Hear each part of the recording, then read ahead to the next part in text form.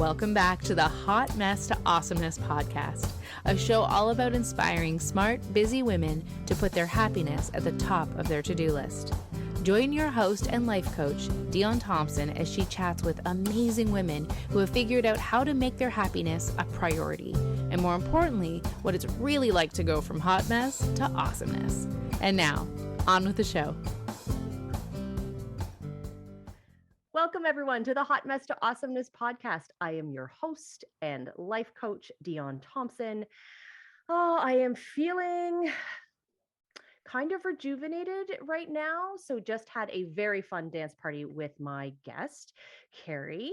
And so I was just saying to her that coming into this call, been feeling some like shifts, I don't know, some stuff and maybe some heaviness. And those dance tunes, which were uplifting and fun and exciting and exhilarating. And Eye of the Tiger, can we just say Eye of the Tiger? Because that's fucking awesome. Really reminded me of the power and shifts that can happen when we sort of drop into that space of our body, that dance, that move, that music, and reconnect, which I'm very excited to do with my friend Kerry today. So we chatted maybe about 6 weeks ago and got to know each other a little bit better. And now I'm very excited to have her on as a guest of the podcast today. So welcome, Kerry, to the show. Thank you. It's so exciting to be here with everyone, and I'm looking forward to a great conversation. So well, let me introduce you to everybody. So Kerry is an entrepreneur of 15 years, the publisher of Pageant Platform magazine and the host of Pageant Platform podcast. And she's a sought after speaker in topics, which I love. Okay, I'm going to read them out. So leveraging your publicity to close more deals, bodies don't lie, body language basics, the significance of color in wardrobe and the psychology behind it. Yes, please, let's geek out about that.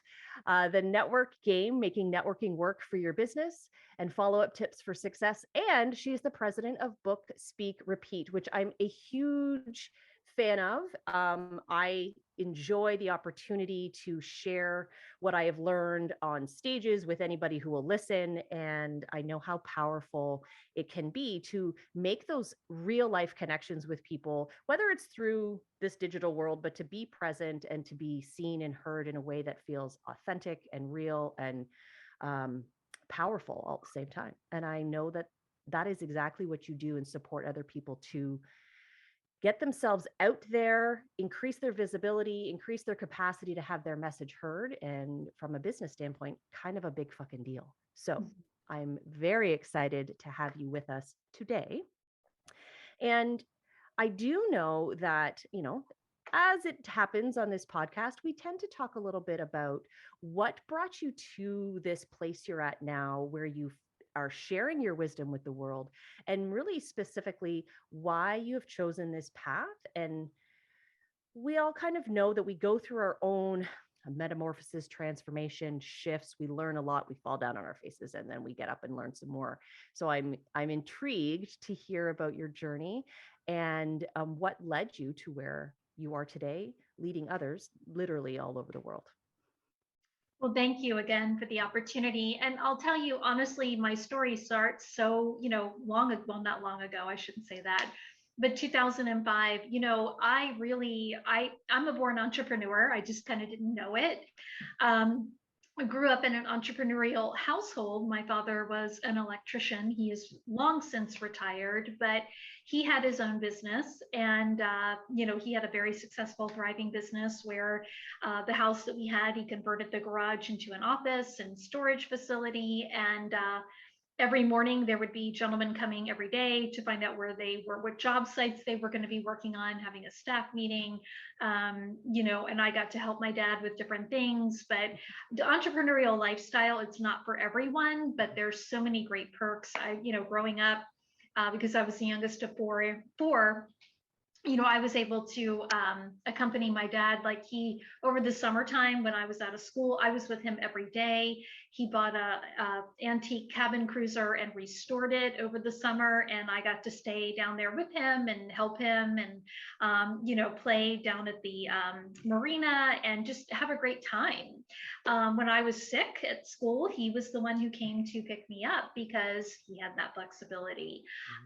So it's really, I kind of was born into that, and I didn't really know any other way. I couldn't really assimilate myself in an 8 to 5 environment. I tried for many years. I worked, prior to starting my own business, I did a lot of corporate stuff. I worked for attorneys. I worked as an executive level assistant in a huge construction company where I assisted all of the C-level staff, did some event planning, corporate planning, great jobs. And then I got my first sales job working in the modeling industry with John Casablanca, which was a lot of fun. I kind of got to work a split desk. I was, putting people into the school, registering them. I was teaching, and then I also worked in the modeling agency, putting the kids out to work, on different modeling assignments, which was a lot of fun. So that was kind of my first crack at sales. I didn't think I would be good at it, but it turns out I'm great at it. I thrived really well in that, here's the leads, you go do this, and we're going to leave you alone type environment. And I thought, I really need to have my own business. And I started planning for about a year to start my own business. And I was starting to do, image consulting, dealing with people in the modeling and acting and pageantry industry. But as you know, entrepreneurship, it's never a straight line, never. No. So always if you're listening and you're doing your business plan, do it in pencil, because you're going to be making so many changes. This little eraser is going to go away very quickly. Invest in a big eraser because you're going to need it. But yeah, it didn't turn out that way. At the time I was working in corporate as a recruiter, outside sales. My primary job was to do trade shows, business development, bringing in the job orders. And then when we got too busy, I'd have to go in the office and do more recruiting. So I worked part-time for a year, teaching modeling and acting to save up my money. Back then we didn't have Wix or Shopify or if you wanted a website, you really needed to have someone do that for you, unless you knew HTML coding. So I saved up my money. I had someone who did my website, and I thought, this is great. Finally came to time to, hey, I have to put in my notice. I put in my 2-week notice, worked that out. That Friday, I thought, I'm free. This is great. I don't have any more, responsibility. This is going to be wonderful. That Monday morning, I woke up at my same time. It was very overcast that day here in Central Florida, because it rains all the time during the summer, because this was in June. Right. And I remember walking to my dining room window, and I thought, what did I just do? It was a split second. And I will tell you, taking that leap of faith and doing what I'm doing now, I would not trade being at, my worst day as an entrepreneur. I wouldn't trade it for my best day in corporate, because there's nothing like it when it's the right fit for you. But how I kind of got to where I'm at now, working with speakers and so forth, when I started, like I said, I thought I'm going to get into doing image consulting, working in the modeling and acting industry.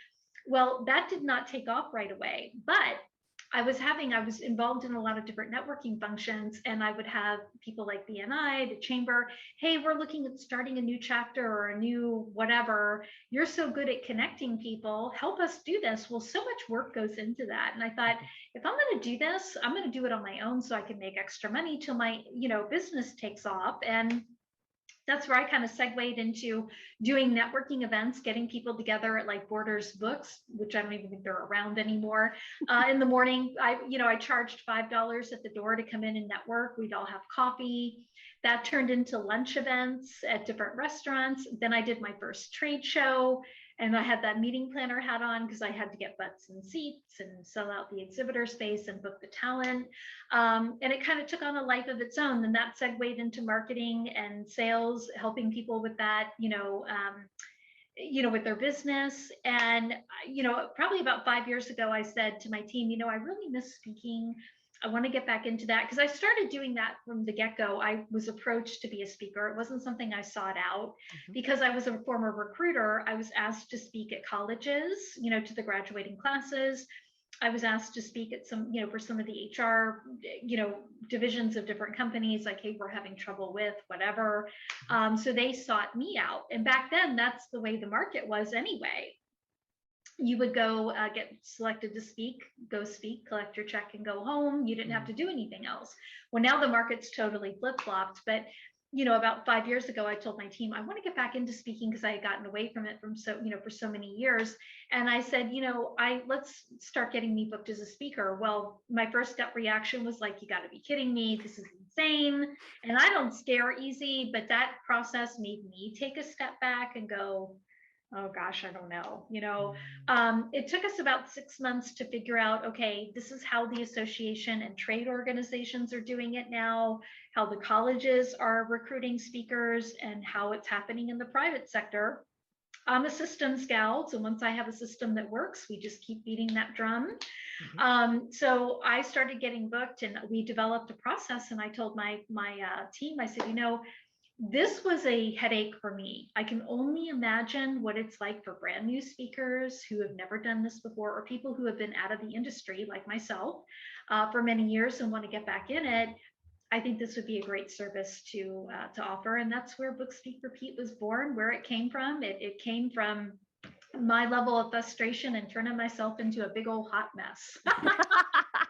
So that I'm very grateful for you to have gone through that journey. Thank you. And all of us who want to be speakers and have that as a dream, but don't have the time and energy to do all of that work. So thank you for that.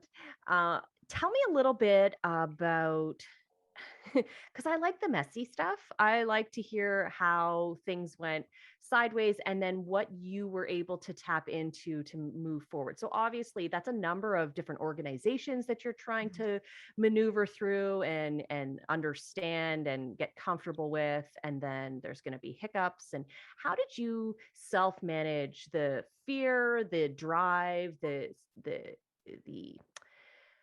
connection to your why? Because, again, you were doing a variety of things. How did you stay on point through all of the heave-ho? Yeah, that's a great question. And I will tell you, because there's three main aspects in the speaking industry. You're either speaking at the big shows, for association trade organizations, or you're speaking in the educational sector, which is colleges, universities, high schools, elementary school. And then the last part of it is private training, where you're actually going in and you might be spending a half day, full day, or a week at a company training their sales team or HR department or whatever.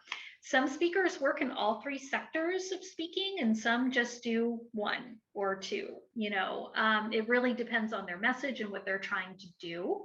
Myself personally, right now I'm just doing two, association and private training. I don't really have a message per se for the college market right now. That may change in the future. So it is kind of fluid. I tell people there's no right or wrong here. It just depends on what your message is and who you're trying to reach. Going through this, when I developed that, like, oh my gosh, you got to be kidding me. Usually I'm more of like challenge me. And if it's something I really want to do, wild horses could not keep me away. I'm going to find a way, and I'm going to, and I'm not one of those people, I don't do things half-assed. I like to use my whole ass. It's like, I want people to, go, wow, she's really good at this. So I'm more of a perfectionist, which has been a blessing and a curse in the same breath. But it's really helped me get through that, because I was like, okay, clearly there's different ways of doing this. And it took 6 months of figuring out, okay, how does this work? Okay, now I'm starting to get responses. Some of these are rejections. Some of these are, hey, let's continue the conversation. So clearly it's like, and then I realized, okay, it's repetition. Repetition's part of this. And it's kind of pulling all these different things together. What pulls you through, and I am no different than anyone else, what will pull you through is your desire to do this. If you have no desire, you won't do this. So even with a system that works. Absolutely. And I've experienced that. So in my vision here, that desire is like almost like a need, like I have to do this. Like this is, it's a quest. It's a quest. It's like you are that warrior on a mission, and you're like, nothing is stopping me. Wild horses couldn't. And it's beyond, like, not beyond money, because money is necessary, but it's more than just that acquisition. It's recognizing what the acquisition of money then grants you, because that's the connection piece. That's how I see it, right? So my why is about safety, security, family, time, energy, all of the things, and what that looks like for me in my mind. Like, what is it that I want from this experience? I want to be sharing this knowledge and having an impact, that ripple effect on the world that goes beyond the energy exchange of money and time and all of that. But It that's how I does. see the desire piece, is like, it's deep. That's a deep well. Well, I will tell you, when I talk to new speakers, or when I say new to my company, they may be established, they've been speaking for several years, or they may be brand new. Hey, I have a message to share, but I don't know what I'm doing. I've never spoken before. So we work with all different types of speakers, brand new to people who have been in the industry a long time.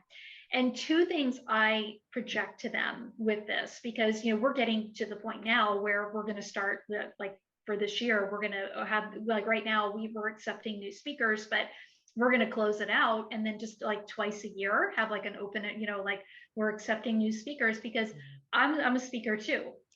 I use my own service. Clearly, I will not sell anything that I don't use. I'm a client too. Just like I think of the hair club for men, like the guy who says, I'm not only the owner, but I'm a client. It's the same thing, I will not sell anything I don't believe in, that I know, okay, I know this works, Right. So that's just how I am. But I have my own message that I need to get out there. But what I tell speakers when they come to me, I'm like, your message has to be more important than the money. Two reasons why. Because this is a hard process. And usually if an established speaker is coming to me, I know they're struggling. They're not working. They might tell me they are, but I know they're not, because otherwise, why would they come to me? So their message has to outweigh the money. And the second part of that is that, the speaking industry, it's getting worse. I just wrote an article, it was published a few weeks ago, about how you have to have another way. Like, I tell people, use speaking as a paid marketing tool. So if you get paid $700 to go speak to this group, that's your potential, like, hey, I can get private training gigs out of this audience. That's how you have to look at speaking now, because so many more people, especially since the pandemic, are getting into speaking, even part-time, that are good, qualified people that have a great message to share that can help a lot of people. We already have a lot of speakers out there, and it's getting worse every day. We have even more. And you can still work and be, it can be lucrative for you, but you got to make it about your message. The minute you make it about the money, that's when people run into trouble. That's when things don't work, when the system doesn't work, whether they're with me or they're doing this independently of themselves. That is the deal breaker, because your message has to outweigh that money. I'll share a quick story, because I have a lot of people asking me, well, like, well, why do you still work with speakers? And I'm like, well, I do. I don't do it all the time, because I'm a speaker myself. But I said, the reason I do it is because everybody out there, you, me, I don't care if it's a postman, everybody has a story, everybody has a message that they can share that will help another person. And even if it's just that one person that they reach, then it's done. I mean, it's working. The system works. Many years ago, and I may have shared this story with you in private, but many years ago, I was traveling to Indianapolis for an event, and I spoke at the event. Something happened I was staying at a hotel at the convention center downtown, and they either sold out the second, I don't remember exactly, but they were like, I was speaking that day, and I'm like, okay, I'm flying out tomorrow anyway. I said, I can't stay here at this hotel. I'm going to go stay at the airport. Okay, fine. So I spoke, I checked into a hotel at the airport. I had an early morning flight. I get up the next morning, and they had an airport shuttle for the hotel, and the guy loads up my luggage, and he said, ma'am, if you don't mind, I have another person I have to pick up. It's just right down the road here. And I'm like, no, it's fine. Go ahead. We've got plenty of time. We go to this other hotel, and we pick up this woman, about my age. Very, I could tell from the get-go, because I speak on body language, that she was on edge about something. And, sometimes it's because people are nervous about flying. But something had happened where I had to get out. She got in before me, and I was sitting beside her in the airport shuttle. So she starts asking the driver, she said, I parked my car in overnight parking. do they have someone who is there all the time, or is it ever unattended, and is it well lit, and like odd questions. And so I started a conversation with her. I said, oh, where are you headed to? And she had mentioned she was going to Knoxville, to Tennessee.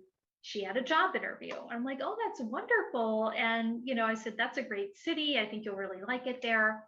And she kind of opened up and said, well, she said, last night I stayed at this hotel, but this past week I've been at a women's shelter.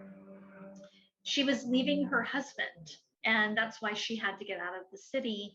She said, he has threatened many times to kill me, and I'm worried he's going to hurt me if he finds out that I am, flying to wherever it was. And I thought, as someone who has, and I've experienced, and this is again the reason why your message is, people need to hear it. She was put on my path for a reason. Now, many years prior, which some people know this, some people don't, but I'm a domestic violence survivor. I was stalked for 2 years. I had someone who was just crazed and went through a terrible ordeal with that. And it really robbed me of my self-esteem. It robbed me of a lot of things. So I knew what she was going through. So I started to talk to her, and I told her, I said, look, I've been where you are. It's a different situation, but I said, I want to tell you something. I said, you're going to go to Knoxville. You're going to get that job. You're going to move there. You're going to have a happy life. And I want you to promise me something. When you get settled, I said, I want you to sign up for either kickboxing, Krav Maga.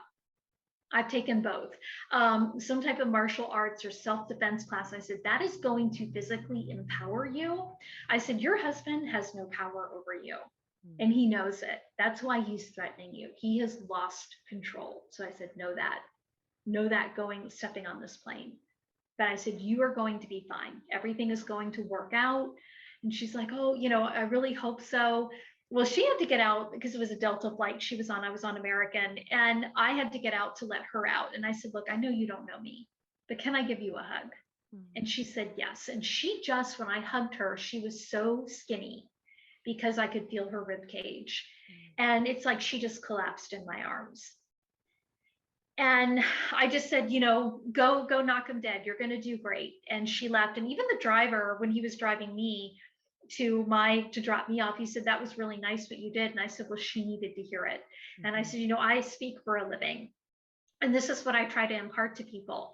It may not be somebody in the audience. Maybe it's somebody you're sitting next to on the plane. Maybe it's someone like the lady I sat next to. And I've often wondered, I've wondered in my mind, I'm like, she got that job. She got away. She's happy. She's living her best possible life right now. But I've often wondered what has happened to her. And that's how it works out in my head. Right. Because there's just no other way for it to work out. But that was someone who was put on my path for a reason. Now, what if I had said, you know what? I don't want to go speak at that show. I'm only going to get $500. This isn't even going to cover my airfare. Why bother going? And she sat in that shuttle alone. Mm-hmm. That's huge. And or what if someone else was sitting beside her who had just added to her day, made it worse, or made her anxiety worse? Mm-hmm. Those are the things that I tell people. This is why your message has to be more important than the money. Mm-hmm.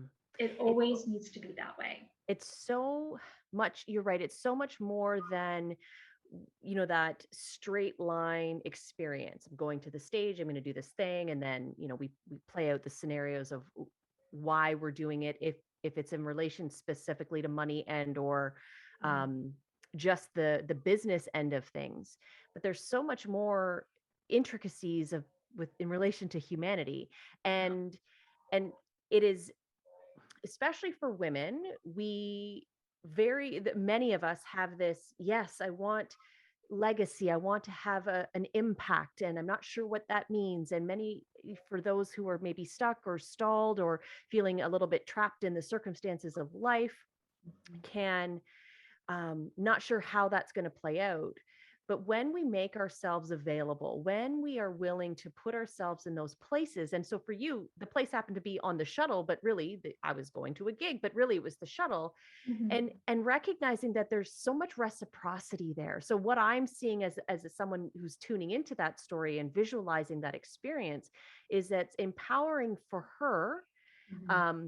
Hopefully that was the experience, and visualizing what that path could be for her, but knowing that it was empowering for you as well, and that it's something that you could take with you as this is like, if you're going to think about why you do things, I would land on that all day long personally, Mhm. like being like, yes, and I will go to the next gig because for the chance of sitting down beside someone in that environment or wherever that might be, in a restaurant, in a lineup, in knowing that when we allow ourselves to get that clarity or that passion around our who we are and what it is that we feel we're here to do, the stage, Mhm. the message that we're putting out there, it opens a door to what becomes possible. I think that doing what you do and putting yourself in that position as a speaker, because it's not everything you do, but it's a big element that made it possible for you to speak to that woman. Exactly. And you said something earlier about the ripple effect, Mm. and there is a ripple effect. It's just like when I go, like I did get business out of the audience. I always do, so private training, I got those. But again, it's like people are put on your path for a reason. And same thing too, you're put on their path for a reason. People are there to help you too. And I've had it happen in an opposite direction where I've had someone who, for private training where it just did not work out, but I was able to help this person, just with some other things, with some training and things that they could do in their company to implement. That person in turn referred me to two other people who became clients. So it goes different. It's an ebb and a flow, but it's a ripple effect. And you can't always look at things from a money standpoint that Mhm. yes, the money's going to do what you love. The money's going to come. You need to put your message out there. But if you're not putting your message out there, if you stop every time to go, well, how much am I going to get paid? And I don't think this is going to be worth it. All you're doing is all of those little ripple effects that were going to come your way have Mhm. totally stopped. Nothing is going to come to you. That is Nothing. that really speaks to me. And for even, and I'm thinking about for all people, whether you are anticipating getting on a stage to share your message in relation to a business, or you are just a human being with a passion or a drive or something that matters to you, finding that within yourself to be able to share that with the world. And so I wanted to ask you a little bit about clarity of message and what you would share or advise or support someone with as they're trying to move through their, like, because passion sometimes doesn't have words, right? It Mhm. has, like, it's all in your gut, and like you just know that something matters to you, like just to be able to put it together and in such a way that you feel seen and heard and valued in a way that Mhm. aligns with your integrity and your values. So um tell us a little bit more about what that means for you and how you would support others to help clarify their message. Well, I would say a couple of things. Number one, you need to, your message, you need to write it out. I'm a big fan of journaling. I think if you journal, that's going to help you have clarification much more quickly. Mm. Instead, if you're just like, I'm sorry, this is my cat Marlin. It's like as soon as I get on a Zoom call or it's like, I got to see what you're doing. Yes, Sorry. If I don't let him jump up here, he'll drive me crazy. it's totally fine. The joys of working from home, right? Um, so you want to journal. That's a big thing. You need to figure out who are you trying to reach? What is your message? What are you trying to say? So, for example, and I'll just kind of throw this out here, but let's just say you're a real estate agent and you're like, hey, I'd love to be able to get more clients. Well, you can provide such a great service because you could talk about, hey, here's the top 10 things you need to have in order before you sell your home, or how to not get screwed on buying your next investment property. Those are things that are going to provide value to the people in the audience.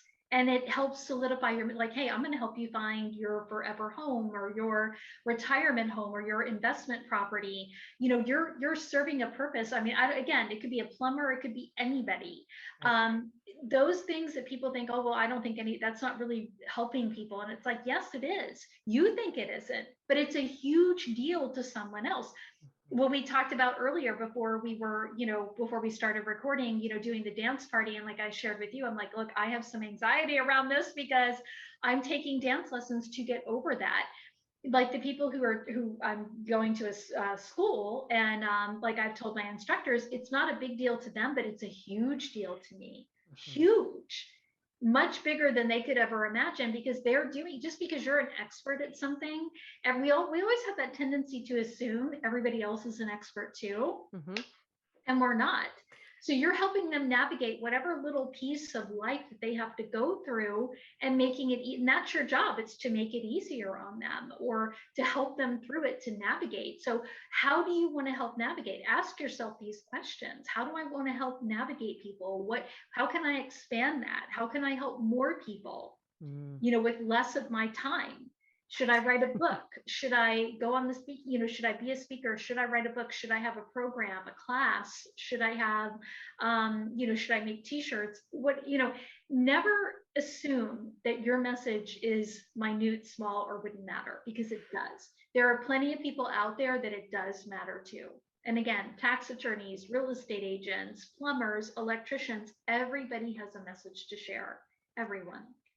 So for the people in the back, your message matters. So what came up for me, because I feel like I'm kind of like the master of the imposter syndrome, being someone who succumbs to it regularly and then coaches people through it, because I have some expertise there. But really that rang true for me, that there's so many of us, for a variety of reasons, who are like, it's not that we forget, but there's something, maybe it's some very social conditioning. It's normative to be like, well, everybody knows how to do this. Or, they probably can get all the way to here. I mean, I could give them maybe one last little tidbit, but like really, we forget, especially for some of us, who some of the skills and the knowledge and the information that we've sort of honed over time, it's been so long since we've known it that we don't remember not knowing it, or we don't remember that experience of learning it and being in the unknown space. And a lot of that expertise comes through experiences which are emotionally driven. So we're not recognizing the learning inside of that. And I think it's extremely powerful that we are continuously connecting to people who will remind us of how fucking awesome we are, and that what it is that we have to share.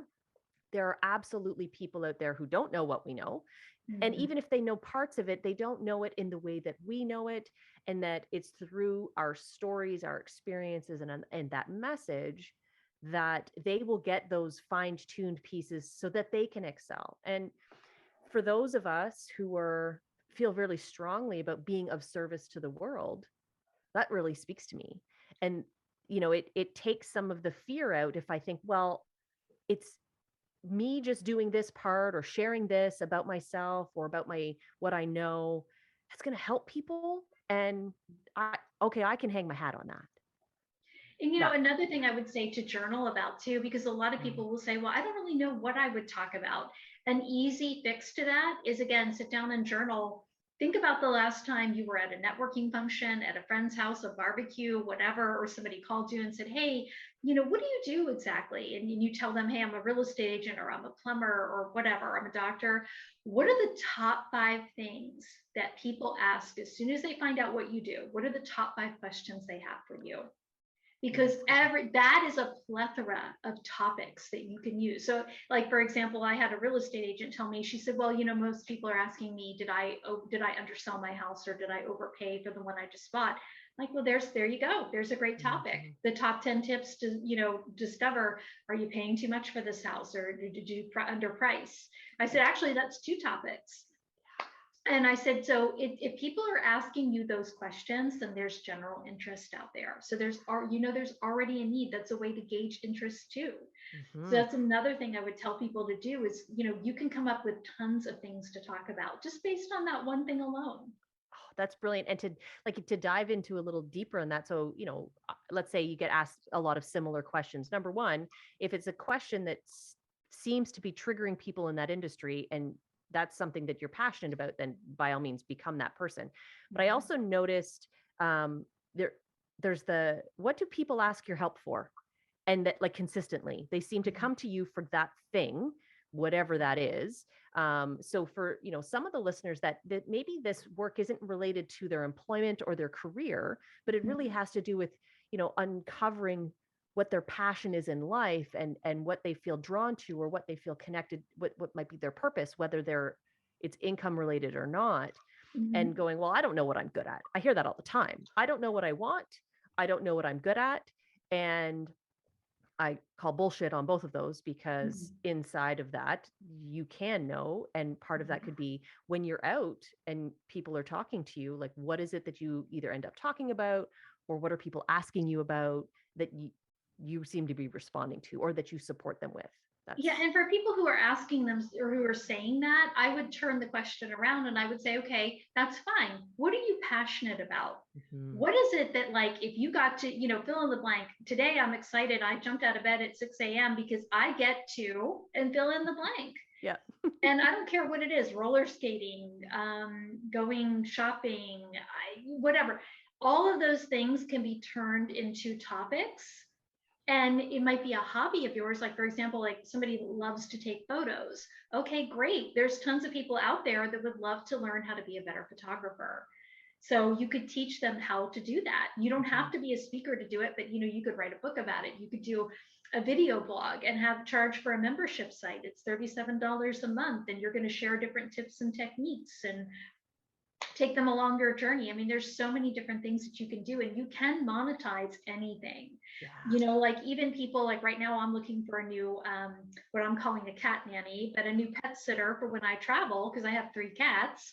I adopted them at the beginning of the pandemic, and 3, 2 brothers and one from a separate litter. But I need somebody, I'm very particular about who I want, and I want them over here twice a day. But even with a pet sitter is somebody who could, you could make money off of the service you're providing, but you could also, top 10 things to look for when you're trying to hire someone to take care of your pets. Or, here's, there's different products and things that you could add to that you could sell, everything from t-shirts to apparel, a vitamin line for animals. I mean, there's just so many different things that you could do. Once you get started and think about, well, what do I like to do? And there's things that can bloom from that, really, really bloom from that. Even with, it's not just about speaking, writing a book and having, audio products. There's so many other things that you can do in alignment with that.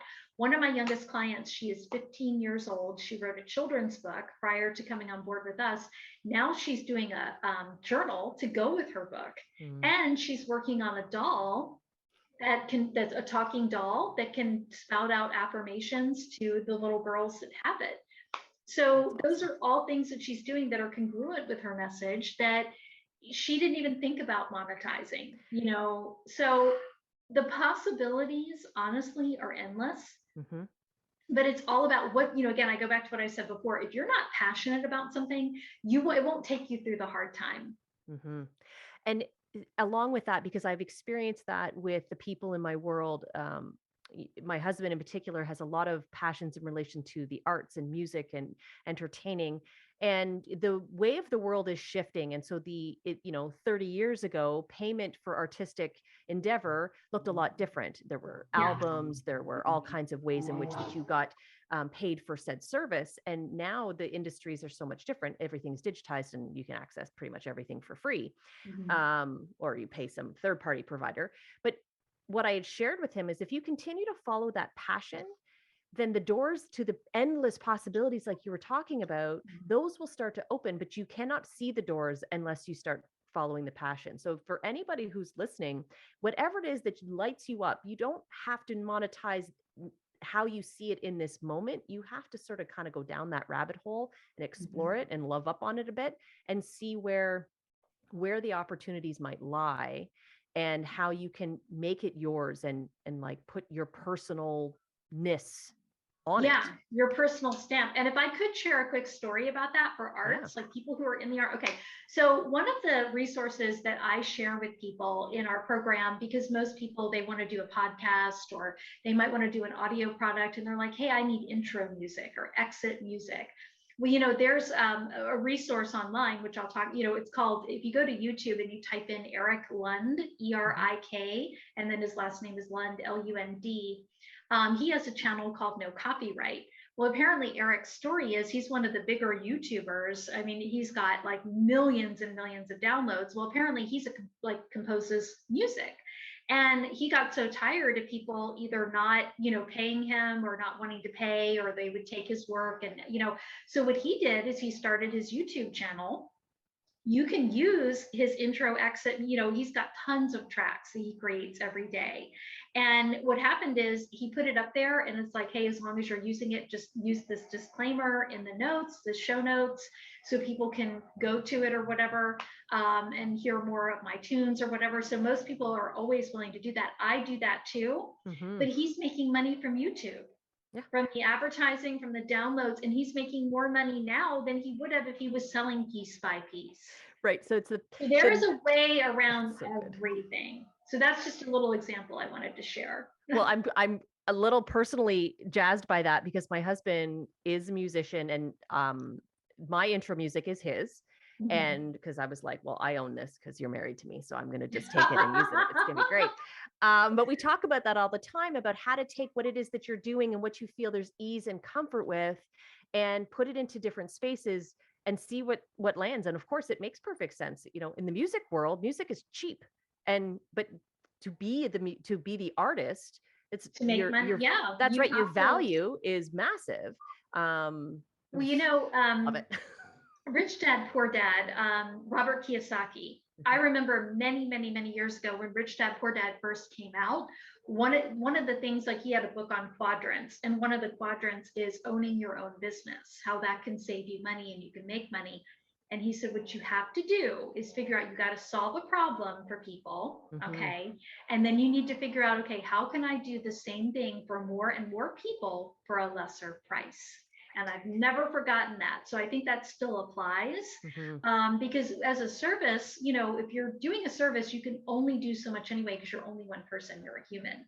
Right. But if you have it where it's back-end content, it's pre-recorded, you did it one time, you're being paid off of that multiple times, figuring out how to monetize that, that's key. That's huge. And I think that's speakers, anybody, business owners, you need to be able to maximize that, because it's the same thing with real estate. Most people, if they buy a house and they rent it out, okay, that's income for them. At some point it becomes income. So you want to do the same thing too with your service. How can you provide this service for more and more people for less money? Yeah.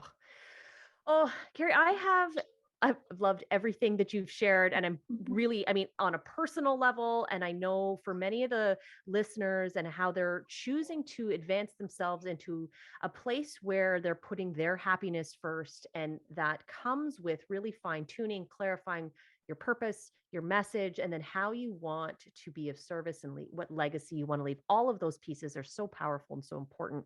And for the people who are like, yeah, I'm super jazzed, and I definitely want to be honing that opportunity to be seen and heard, whether it's on the stage or through a book or that kind of experience, then I invite you to connect with Kerry. All of her details are going to be in the show notes.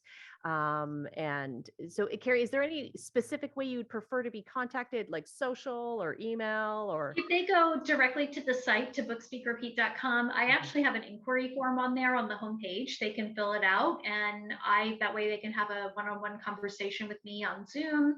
And it may not be the right fit for them, but if I can point them in the right direction, I will. Awesome. But that's probably the best way, I would say. Fantastic. Is there anything you have?